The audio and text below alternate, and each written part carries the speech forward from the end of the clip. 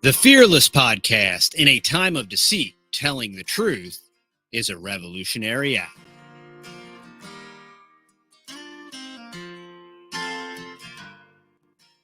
All right, y'all. Welcome back to the Fearless Podcast. This is episode 55, and we've been on somewhat of a hiatus. We are incredibly busy. 'Tis the season, and we're doing stuff with our cows, and the boys have been busy doing construction jobs. And so we're a little bit pressed for time. And so we apologize for slacking and whatnot, but know that we're not slacking. But anyway, incredibly excited today. I met when me and the boys were down at the Exit and Build Land Summit. I met a really awesome guy. He gave a speech. It was very interesting and inspiring. So while we were there, I asked him to come on the Fearless Podcast, and I want to introduce y'all to Hakeem.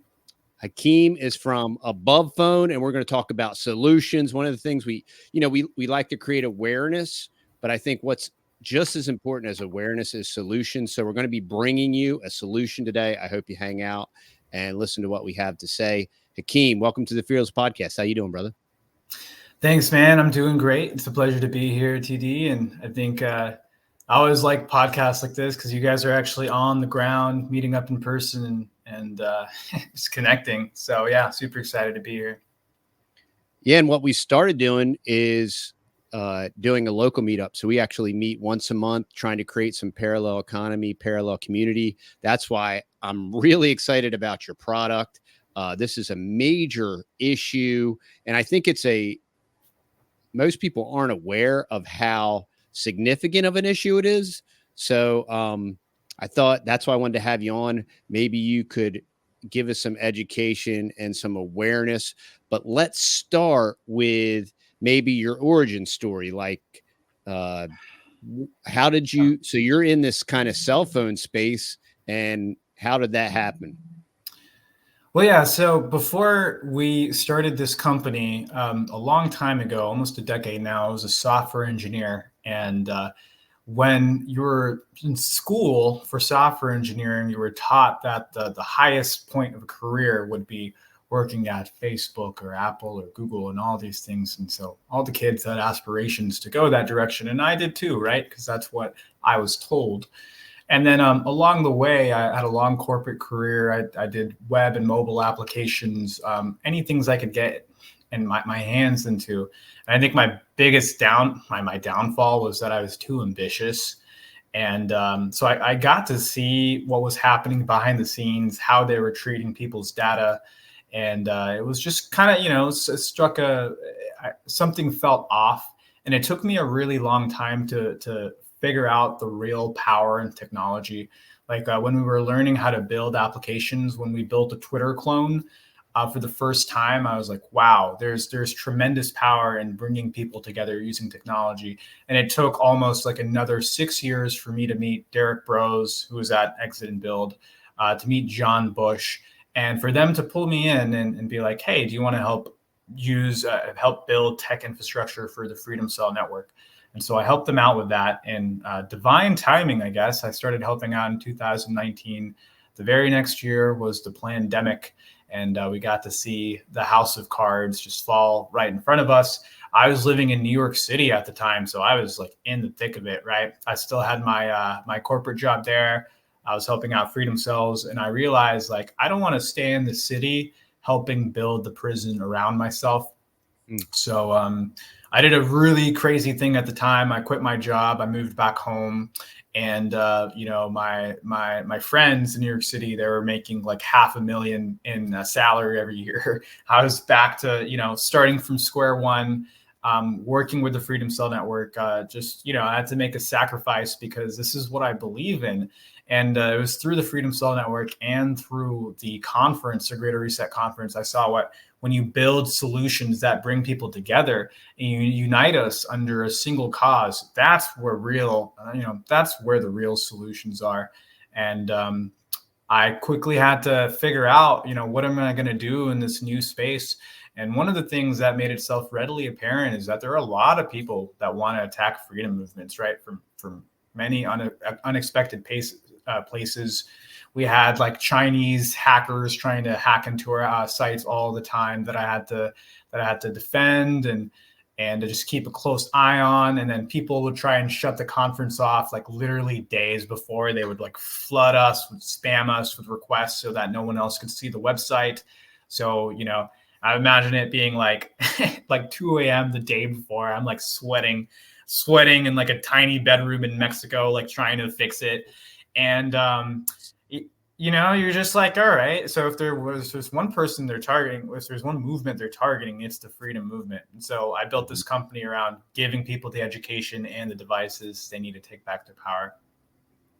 That's awesome. And, it's interesting because we recently just experienced a little bit of this in a less of a way, but, because of all the shadow banning and everything that we've been dealing with, we developed our own website as a way to kind of like monetize and fund what we were doing. And also to bring people awesome products and all this stuff.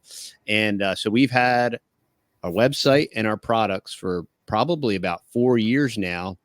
And just roughly a month ago, we have our website with Square Space. And just a month ago, their only card processor is Stripe. And a month ago, they said, "Oh, hey, we can no longer process your payments." And we were like, "What?" And we have all the memberships, and we had different types of renewable passive type of income stream through. Yeah. And so when they debanked us, all of that passive membership income went away. And now I'm in the process of redoing our website and doing it on a open, like a WordPress platform, and then bringing all this stuff in to try to galvanize and bulletproof it. So that way we can be a little more nimble with plug and plays and stuff. So that's why I think this whole phone thing, because everybody does everything on their phone. And for all of us that are in a professional space where, like me, for my job in construction, there's like 20 apps that I use on a daily basis to facilitate my job and to manage these projects and to communicate back and forth. And so I've always been saying, "Oh man, this iPhone, I want to chuck it in the trash." But because of my job, I really can't do that. And so then when we met at Eggs and Build, I was like, "Hey, can you do this, this, and this?" And you were like, "Yeah." And I'm like, "Wow, well, this is a solution for a lot of people that, unfortunately, hey, wouldn't we all like to unplug and live in the middle of some tropical food forest and not have the internet and not have all these things, which, maybe that's the ultimate goal. But before we get there, we need solutions. And I think it's really awesome what y'all are doing at Above Phone.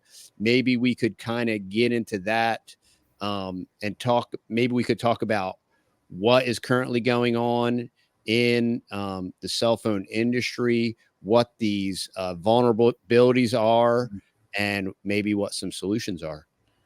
Absolutely, man. And I love the way you said that.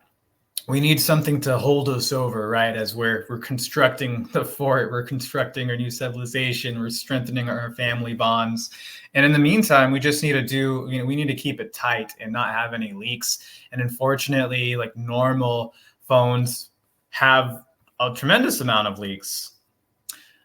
So there are a lot of leaks that can happen with technology. And since these phones are loaded with sensors and, more and more sensors every generation, which we can talk a little bit about some of the things that Apple is doing with their Vision Pro headset. But so they have like a microphone and a camera, and realistically, these things are going off all the time. With an iPhone, you can see this. If you have an iPhone, you have Face ID on it. You can use an infrared camera to see it snapping every 5 seconds when you have the screen on and it's pointing towards someone. So it's taking infrared pictures of your face and also your surroundings, right, to make your facial map to log you into your phone. If you turn on, the Face ID, that's on by default. But the scary part is when there's 7 billion phones out there, almost one for every human, and these two companies can roll out software on either of their platforms, right? So they roll out software to 99.9% of people out there. At the same time, that transforms the way that people interact with each other, right? Like when Google and Apple Pay was released in 2000, what was it? I want to say like either 2016. It only took a few years for those payment methods to become half of all digital payments. Like that's crazy. Wow. Similarly, similarly with like the contact tracing stuff, right? They just roll that out to all the phones at once. And so that's the real danger, is having these centralized big tech services in your phone. And I have some different articles we can talk about. Yeah. And then there was also this recent iPhone, I think the iOS update that made it more ubiquitous with Google or whatever. And they're saying that this is like another major privacy breach where just everything is wide open and easily accessible. And I think it's very important to recognize the fact that with all these freeware and free apps and all that stuff, I don't know who coined the phrase, but they said, when the product is free, you're the product. And that's what we're talking about.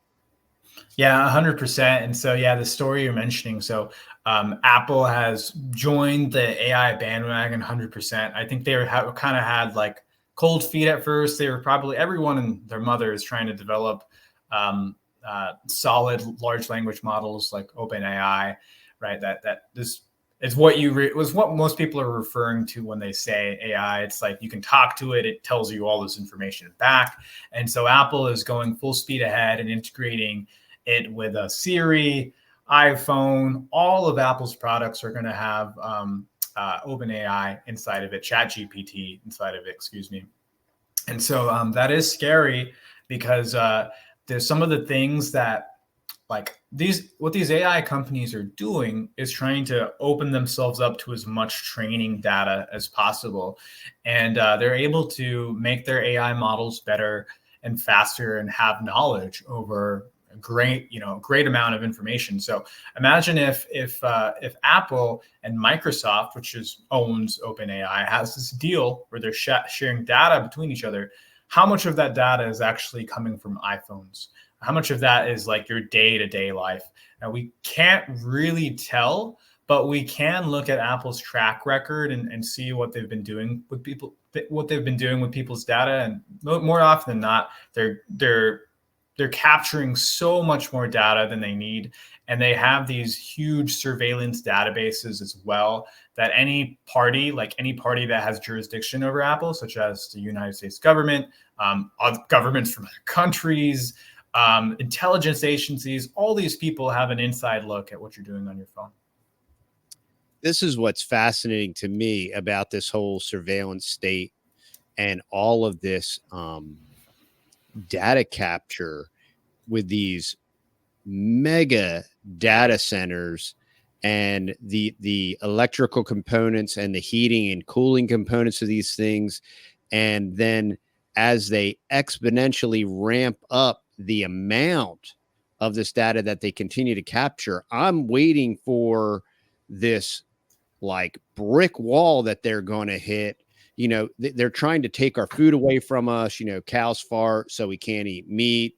We need to eat bugs, and we can't burn wood because of the, CO2 and all these different things. Meanwhile, the deep state is allowed to have these mega servers that use just like, we can't even fathom how much energy and even water they're using.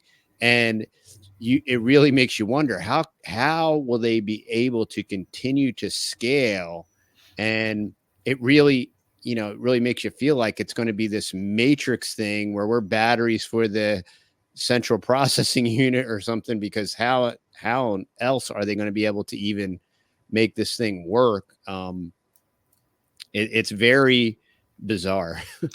Rules for thee and not for me. Hey, you guys, you gotta take your bike to work. Oh, this data center over here that's literally taking all the water from a state. Don't worry about it. It's absolute insanity. And it's like I really appreciate farmers and people who are like creating products with their hands, like you are. And I think you can always look across the pond, like to the UK, Australia, to see what is coming from the tyrannical state. And we're seeing reports of them. This health agency is going out to chicken farms and culling all of the chickens. And so that really scares me. We've seen them doing it with the honeybees. So we're quickly moving into a time period where if you want healthy, natural foods, you need to make sure you are communicating. You're communicating privately. You're communicating privately in that aspect. And so I do have if you want to bring it up now, I do have some slides that I can show, and I'll invite you back on, and we could discuss some of these stories. But I think these are super, super important, right? Just understanding what could happen if you use these big tech ecosystems. So number one is you could lose all of the data you've invested or you've put into your account, right?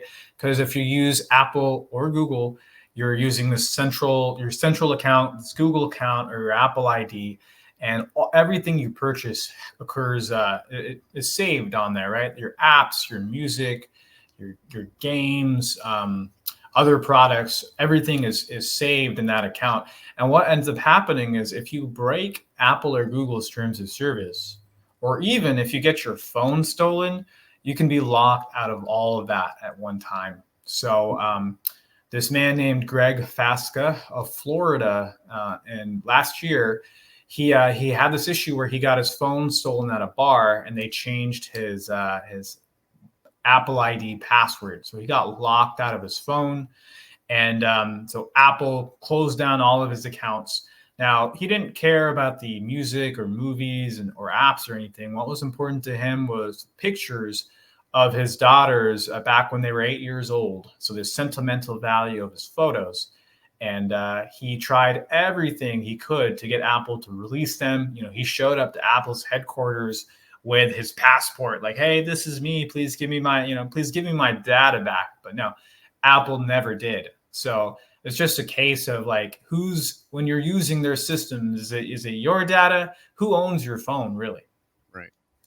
Exactly. Another story that I think you're going to care about personally, because I know you do a lot of work with families, is this story where anyone using Google Photos or Apple Photos for that matter, or many big tech photo site is likely to do this, but Apple and Google for sure, is they're automatically scanning your images for child abuse material. So they aren't necessarily required by law, but they are moving forward and scanning everyone's images using AI. And in this case, this couple from San Francisco, they took a picture of their son who had a rash on his private parts. And this was during COVID, so they couldn't go out to the doctor. So they had to use telemedicine, and they saved it on Google Photos. They texted it to the doctor. They got whatever they needed to treat it. But 2 hours later, Mark got a notification, and that just locked him out of all of his Google accounts. So it was everything from Google Photos to Google Mail to even his cellular service. He was using Google Fi cellular service, right? So now he's locked out of his bank accounts. He doesn't have a phone number to receive texts. And to add on top of that, he was automatically reported to the National Centers for Missing and Exploited Children for the photo, right? It automatically reported him there, and it reported him to the police, which... Wow. Man, that's what I find very intriguing when you hear stories like this is they always manage to pin some innocent person. Meanwhile, child trafficking is prolific. There's all this, online pornography is like in 80% of the online industry. And all of these people are doing nefarious things on social media platforms, trafficking and exploiting people.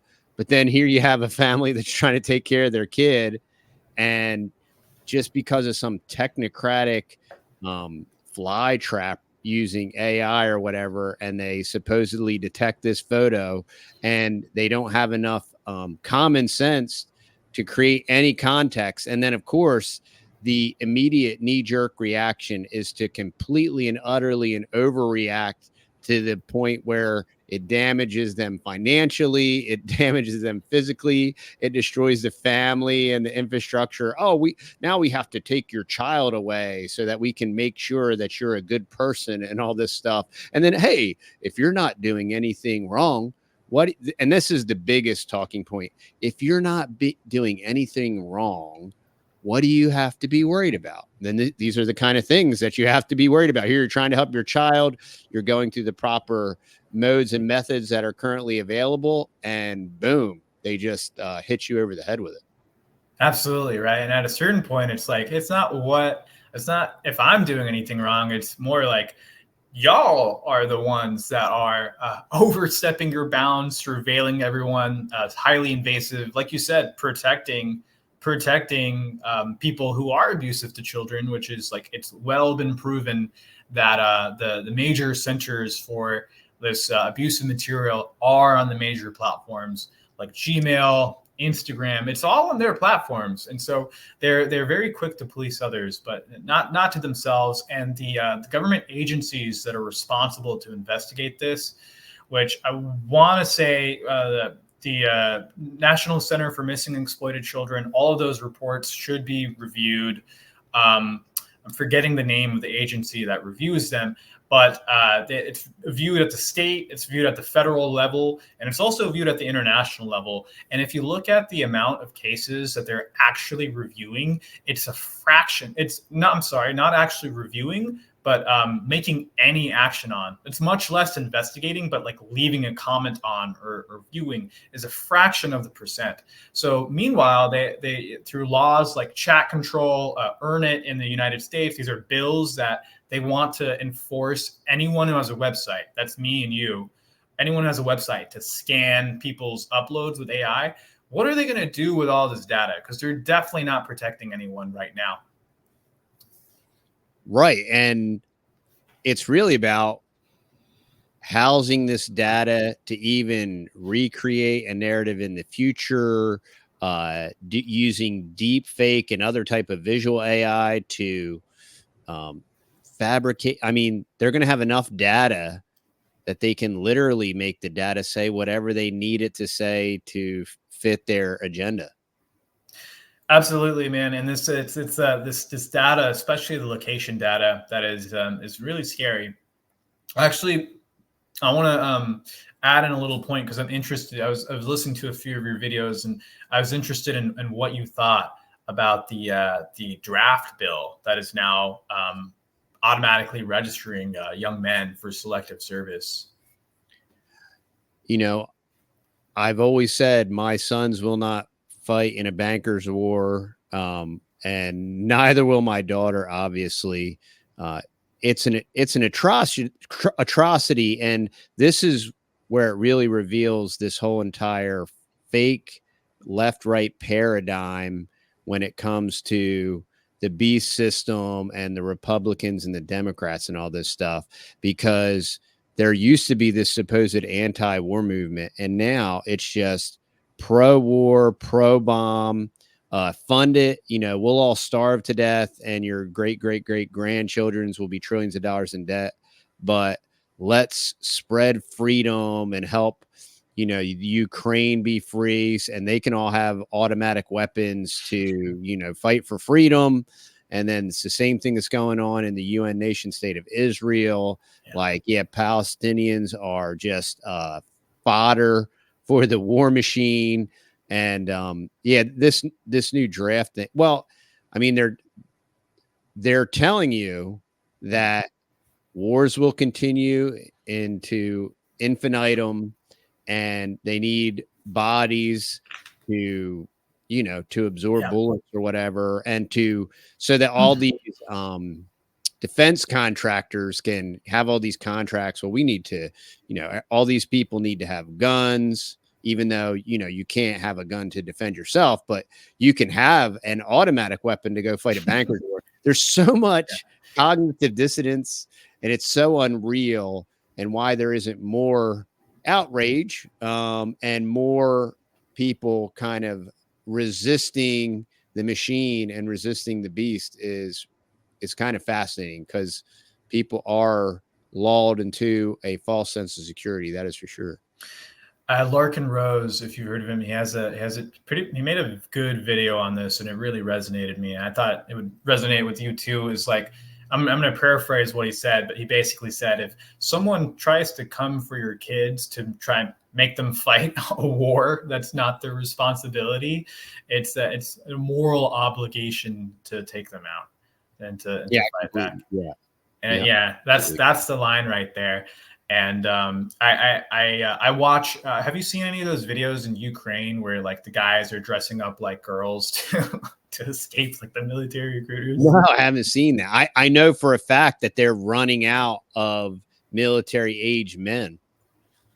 And I mean, where is the outrage? And all these politicians are like, well, how many casualties had there been? Oh, I don't know, but let's send them another 81 billion. You know what I mean? And it literally shows that they have all this lip service, but the agenda is democide and the military industrial complex to just have a growing profit margin. These are the motivating factors. And and even more with this whole draft thing, they clearly do not care about human life explicitly. They actually have a disdain for human life. And if they can virtue signal their way to generate more revenue and make the printing press print faster, and that way they can pay off all their cronies to continue to aggrandize themselves, that's what they're going to do, And it's just unbelievable. This is where it stops. I hope, as Larkin said too, like I hope they're not so stupid that they start another draft, because that's the end. And this is like, some of the videos that are coming out of Ukraine there. I mean, it's sad. It's very sad and comical. I'll share some channels with you later. But people are, dressing up in wigs and stuff so they're not recognized, because people are just getting yanked off the streets by like military recruiters in vans. There's this really crazy video of like they went to like a Hare Krishna temple. So like Hindu monks, they took them, they forcibly conscripted them. So it's like, man, it's wild. And so you put in a bloodthirsty like military or government arm that's supposed to recruit for this war, and you combine it with technology like this. This is SensorVault. This is one of Google's location databases where both like anyone who's used Google Maps or a Google phone is going to be on this database. And what it allows police and law enforcement to do is they just pick a date and time, and they draw a circle on the map, and they can see what phones show up in that area. And so in this case, they picked up an innocent person, this guy named Jorge Molina from Arizona, and they put him in jail for about a week for attempted murder, or for a murder. And it turns out he had an alibi, and that was present on day 2, but they kept him in jail for an entire week.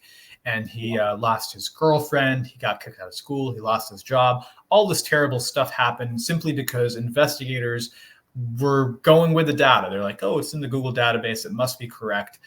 They never stopped to think that, this data is fallible, which it is. In this case, someone borrowed Jorge's phone and was at the scene of the murder. So that is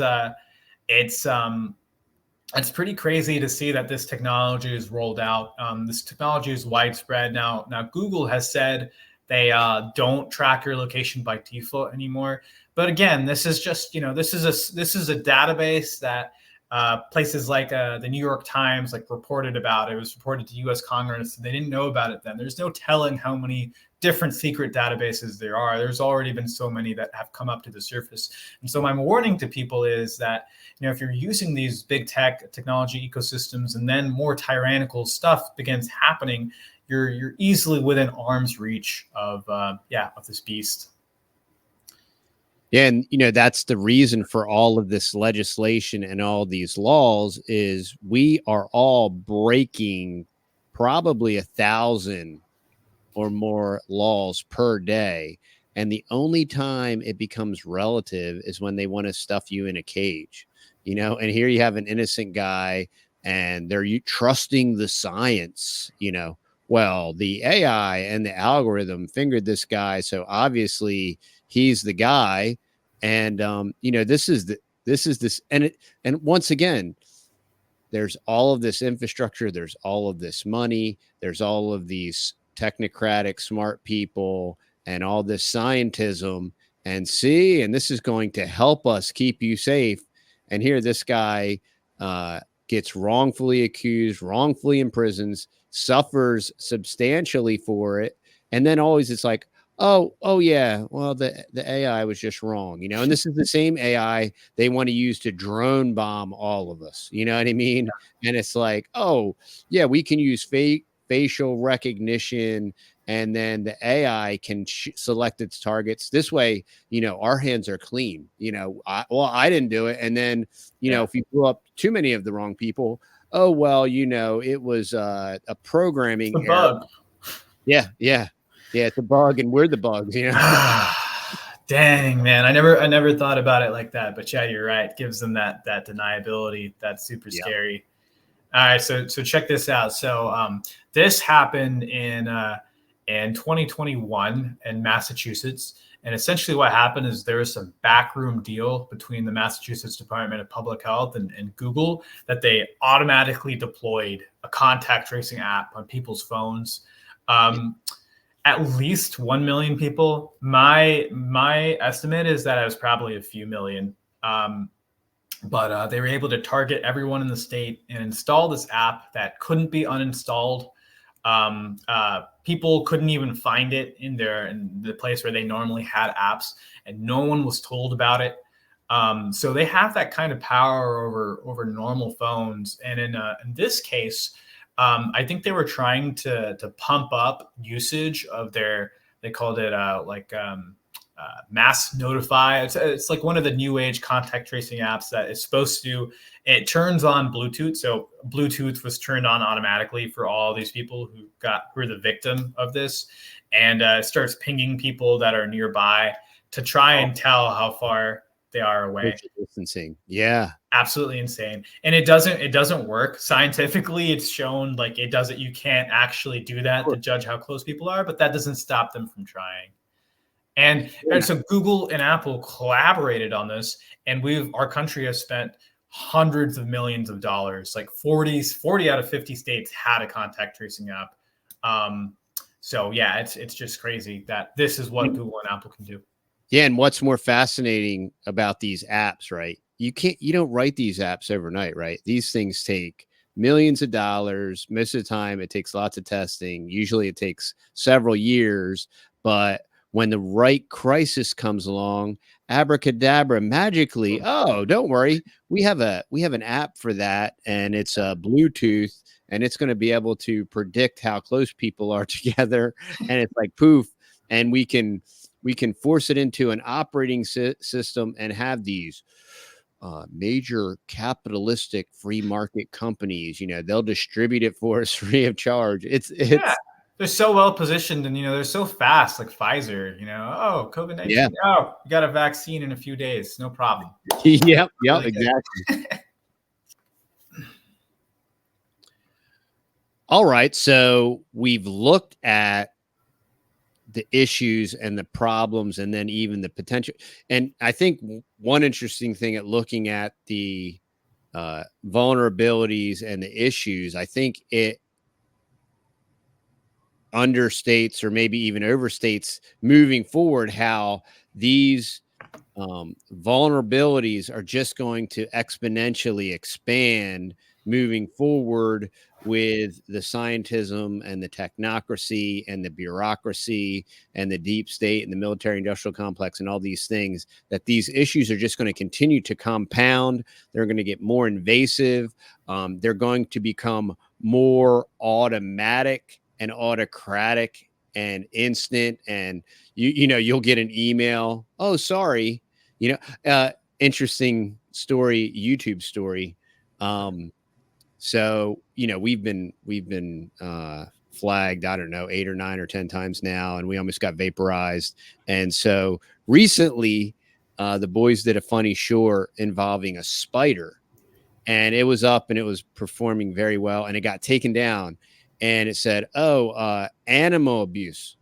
This was taken down for animal abuse, right? And I was on an airplane at the time. I didn't even get to see it.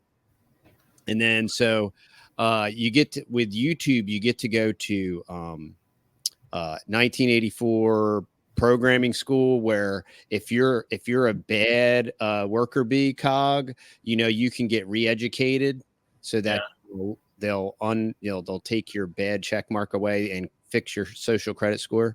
So I'm like, what was this video? It was a short, and the boys they were working a job, they saw a spider and they squished the spider, and that was animal abuse. And I'm like, a spider isn't an animal, okay?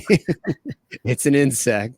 And it's just fascinating, because this is all part of the propaganda, the redefining of words. Like, this is the fruition of postmodernism, is just everything can be completely redefined. We'll use the same words, but we'll just change all the definitions. And squashing a spider is like animal abuse. Meanwhile, like we were saying earlier, with child trafficking and all these like rampant, just horrendous abusive things that are taking place on all these exact same platforms.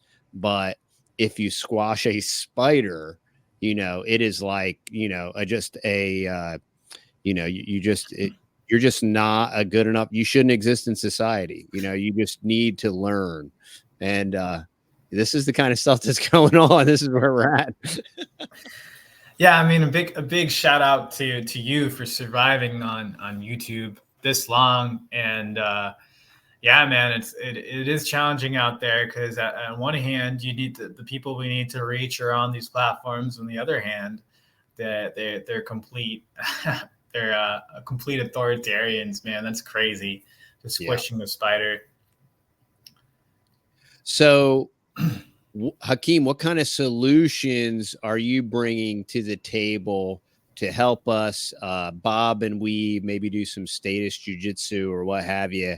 How can we use these incredibly powerful tools? There's a lot of people, right? Oh yeah, I want to be a homesteader and I want to be off grid, and I'm going to use all this Amish stuff, and horse drawn tillers and all this stuff. And we have horses, and I totally appreciate it.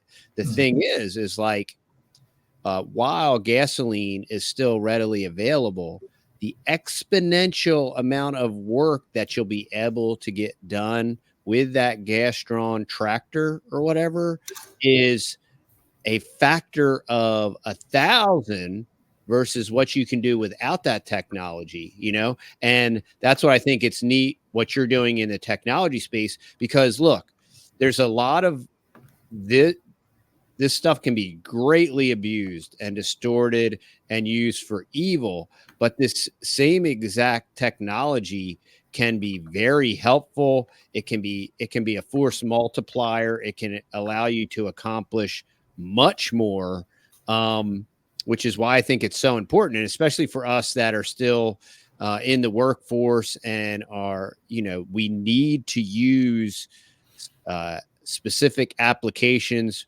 for our occupation, or maybe even for communication or broader communication. This is why solutions are important. It's not, we can't all just be like Ted Kaczynski and move into a cabin in the woods. You know what I mean? And, we want to be able to function. And for that matter, you just mentioned, congratulations for still being on YouTube. That's why I kind of refuse to leave. Like, I knew when we started the channel and the boys were young, I'm like, this is In-Q-Tel, this whole backbone of this thing is just it's an arm of the deep state. And it's just a matter of time before they do pull the plug on all of us, which is all so much the more why we're going to stay until they do vaporize us, because it's just because of the point of you're not going to push us out. Yeah, because we can, and we're gonna keep fighting for our last breath. Yeah, I mean, I've been thinking about making a YouTube channel and seeing how long I can totally rip on them on their own channel. Yeah. It's like, no, but that is a good fight, man, and I hope we have some solutions that will at least help people out who are ready to pull their data, to pull their info outside of the systems, but don't want to give it up completely. Like YouTube being an evil company and all, with bad origins and has like a monopoly on the video market, it still is the major place to watch videos. You still want to be able to watch videos. You don't want to be cut off of that. And so what I love about our project, which is called Above Phone, is it gives you the freedom to choose at which level you're at. Some people want to get rid of big tech altogether. They never want to touch it. Well, this phone can do that for them because there's no connections to big tech out of the box. So it's not connecting to Google. It's not connecting to Apple. It has its own internal systems that it uses. It has private ways to access GPS. It has private ways to look up the time for your location, which is pretty awesome. These are normally things that would be done by Google. So it cuts Google out of the equation, and it still allows you to do the different things that you love. I've actually got a demo of the phone if you want to bring it on screen, and I can show you a few different things. So this is the phone. You can kind of see if you've ever used Android before, it looks and feels a little bit like Android. That's because it is. It's using the open source foundation of Android and then stripped out all of the different Google bits, the centralized services that are tracking everything from your location to what you're texting people to your phone number, all of that. It removes that layer, and it also adds a lot of improved security features on the phone itself. So it's not so different from a normal phone. You just have different ways of doing things, right? Instead of watching. Go ahead. Now, so, my big thing is with my phone, I have accumulated all of these contacts. I mean, to the point where I almost don't even know how many contacts. A lot of these are business contacts and relationships. And, you know how Apple works. That's all tied to your Apple ID. So in the case that technically, if something happens and they freeze me out of my account, I literally lose all of those contacts. Is there a way to migrate over my contacts to this platform? Most definitely. And I'm really glad you brought that up because I'm sure a lot of people are in your situation. And I never thought about it, but yeah, I'm sure you could be locked out of your contacts the same way Greg Frasca was. And so this is how you do this. I'll just give you the instructions if you want to do this on your own. And I will say, if you end up purchasing the phone with us, we will sit down and call with you. Every phone comes with a free 45-minute call where we walk you through this exact scenario if you're using an iPhone. So you can go to, you want to go on your computer to iCloud.com. You would log in there, and then you can go to like the little contacts app. And then you can select all of them. You have to kind of go in the menu. They don't make it as easy as they should, but you can select all of them and then export that to a vCard file. And that vCard file, you just get that on your phone. So I'll show you when you import it into your phone, which, by the way, we have guides for all of this. It comes out looking something like this, right? And these are contacts that just exist on the Above phone. They're not sent anywhere. There's no cloud service. And you can use it just like you would a normal phone, right? So let's say I wanted to call one of these people. This is a fake person. So if I just want to call him, I can do that from here. And so once you migrate it to this phone, then can you have that contact list kind of autonomously stored so that you can access it? Obviously, it'll be accessible on the phone, but it would also, you'd be able to store it like on a backup data drive or something like that. Yeah, most definitely. You can store it on a USB, and we also have a contact service as part of our suite, which I'll just show you. I'll show you here if I can. So we noticed one thing is so these are called de-Googled phones. You could even create one of these de-Googled phones at home yourself. You can install the necessary software, but there's a big missing piece to it, and that is the software services that you'll actually use on the phone. So I'll just show you, if I can, our calendar service. This is what the calendar service looks like. And this is where you'd be able to put your contacts, and it would automatically read from your contacts and sync it to our calendar service. So we also recently launched the privacy laptops. We haven't been focusing on contacts, but we have been focusing on calendar and email, and all of it is integrated between your phone and the laptop. So we are trying to, we're going up against Google and Apple and trying to replace their services. But the difference is that all of our software is open source. There's no tracking on third parties. There's no third parties involved in anything that we're doing. Like we own our own data center, and so we're running it all from there. And it's like you want that complete loop for yourself and a smaller company that you can actually trust versus Google and Apple. And then you were telling me how like in my instance where I have these like mainstream apps that I need to use for work, like you can actually create different profiles on the phone itself to function kind of like as a standalone. So when you need to use these apps for work or whatever, you can select a particular profile.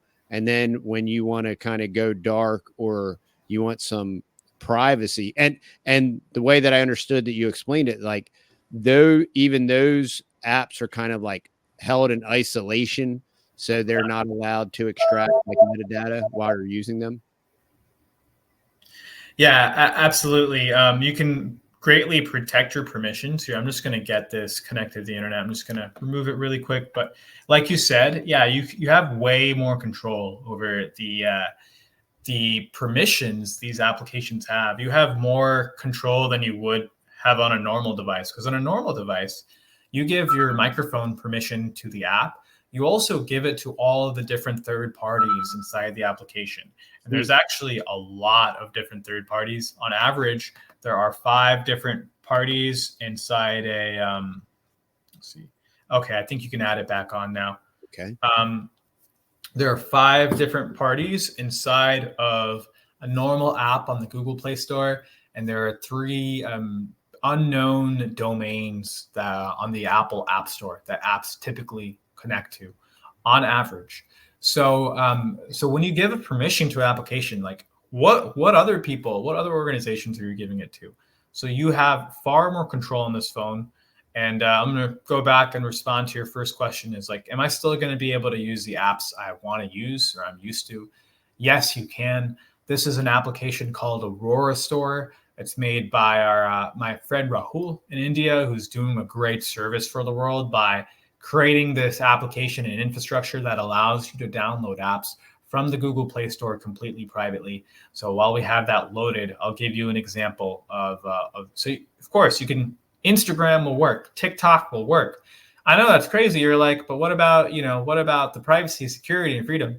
Yes to all of that, but it's also your freedom to use this stuff if you want to use it. And frankly, it's an information war, and all of these apps are going to contribute to the information war in one way or another.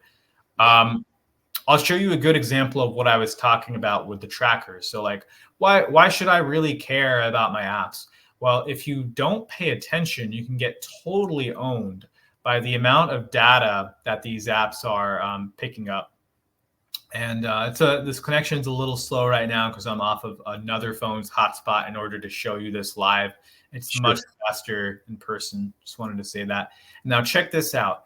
We can, on a normal phone, you wouldn't be able to see this, but I can scroll down here and I can actually look at the nutrition facts of the phone and see what other companies are involved. Oh, wow. Yeah. Check that out.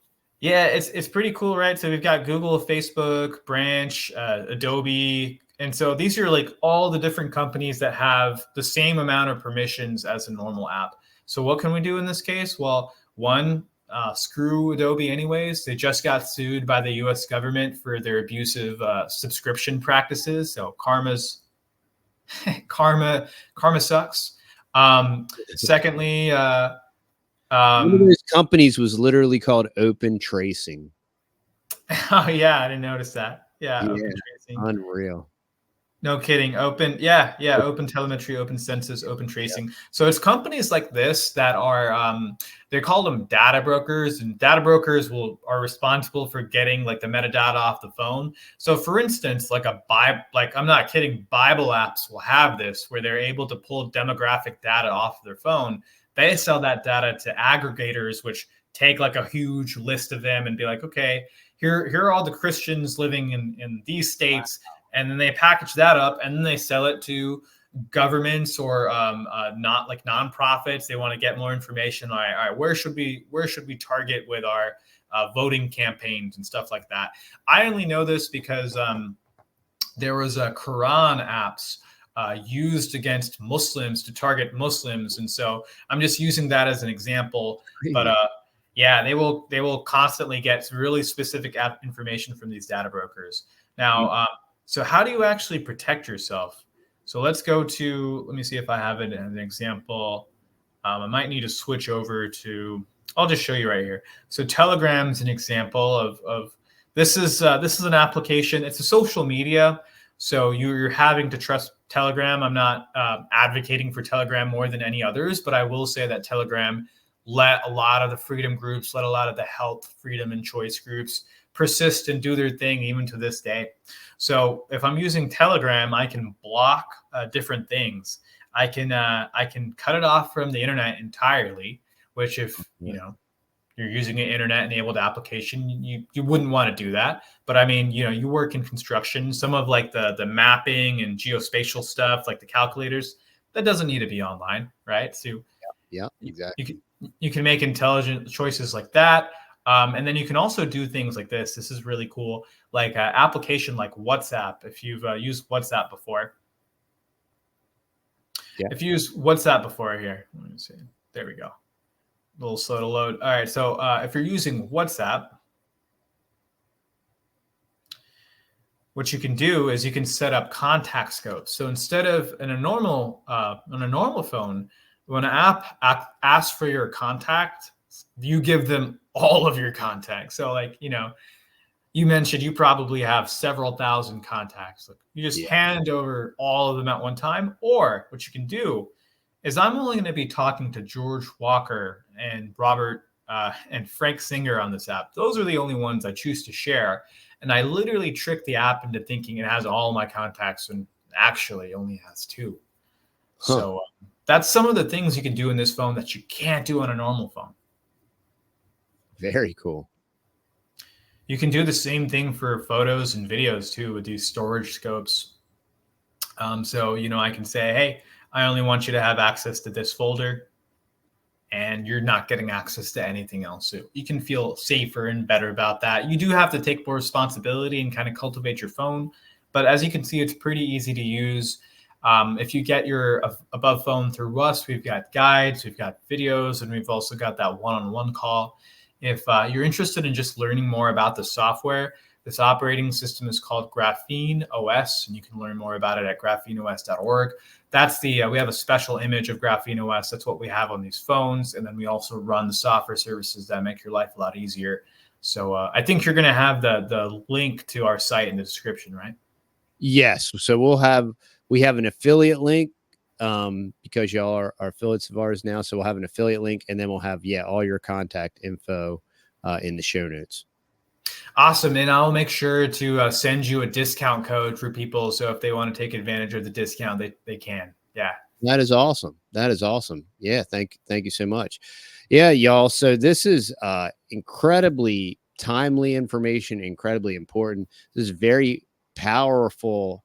This is a way that you can continue to function, especially if you're a professional or whatever, and you're not ready to go full blown off grid and unplug from the matrix and, just eat, I don't know, all of your organic, just to be totally self-sufficient and to kiss society goodbye and, become like Ted Kaczynski or whatever. But if you are, still want to be involved with your community and you want to be able to use these powerful tools that are going to help you do more and accomplish more, Above Phone is an absolute solution.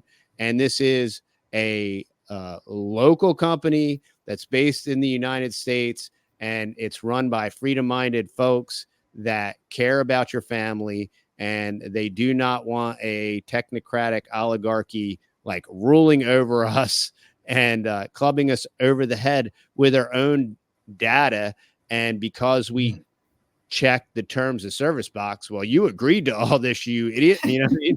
And so this is a way to circumvent that, and while supporting great people at the same time, and then protecting your own data, regaining your privacy, and proactively. Yeah. Okay. So you're going to have to manage some of your stuff. Well, it's just like outsourcing your health, like, oh, well, I'm going to trust this person and I'm going to ask them what I should eat, or it's like, well, I'm going to trust the World Health Organization and whatever they recommend for me with, different things that I put into my body, I'm going to outsource that responsibility to them. Well, that doesn't end well. So it's the same thing with your privacy. It's the same thing with, you have to take the solution has to be personal responsibility. You have to take personal responsibility to have the autonomy that you want. And that will require maybe a little bit of work, a little bit of education, and a little bit of time. But down the road, you will be incredibly thankful. It was 10 years ago. 10 years ago, we were living in the Northeast, and we didn't like the way a lot of things were going down. And you know what? We said, we're not going to live here anymore. We're going to move. Right. And it was very extreme. And we left everything and we moved 2,000 miles to a place we had never been to. And we didn't know absolutely anyone. And I cannot express what an incredibly awesome idea that was, and that we acted upon it, and we did it. We didn't wait 10 years. There was so many, when we moved, there was friends of ours, yeah, I want to do that too. 10 years ago, a couple that's a friends of ours say, yeah, you know what? We want to move too. 10 years ago, they still live in the same exact home 10 years later. And lots of things have happened in the last 10 years. And I'm very thankful that my geographical location is where it is. And we have benefited from that exponentially, health-wise, mentality-wise, financially. We have benefited in every aspect of our life for making that radical decision, taking personal responsibility, sacrificing quite a bit, and just stepping out on faith and just, doing what we had to do, what we thought was the right thing. And you look back 10 years later and you just feel vindicated and validated. Like, yeah, this was a really good decision we made. I'm glad we made it. And, that's the same thing now, because they're rocking us to sleep with the technology. And you're like, is it really that bad? Is it that intrusive? And it really is, honestly. And that's why we have to be proactive with it. And, the links will be down below to check that out. Hakeem, in closing, is there anything you want to leave us with? Yes, brother. Well, I just want to say thank you for having me on, and it's just super inspiring to hear that story, because that's really what it's all about. You're investing in your future, right? TD and his family started 10 years ago, and look how well prepared they are now. They got the steaks, they got the coffee, they got all this sort of stuff. With this phone, you start the day, you'll get that protection, and you'll know how to use it moving forward. So it's an investment in yourself, and I promise you it's easy to use.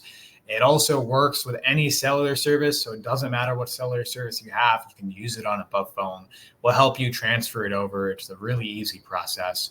And it also works with most apps that I showed you just how to download. So if you have any questions, just use the link in the description below and you'll see a little chat button. That goes to myself and it goes to our team, and we're happy to answer any special questions that you might have. And we look forward to supporting you. We look forward to empowering you with this technology. We know you'll get it. And here's to using this technology to creating better communities around the world. Thanks so much, Key, man. Appreciate your time. Appreciate the discount code. And all y'all, remember, stay fearless, my friends.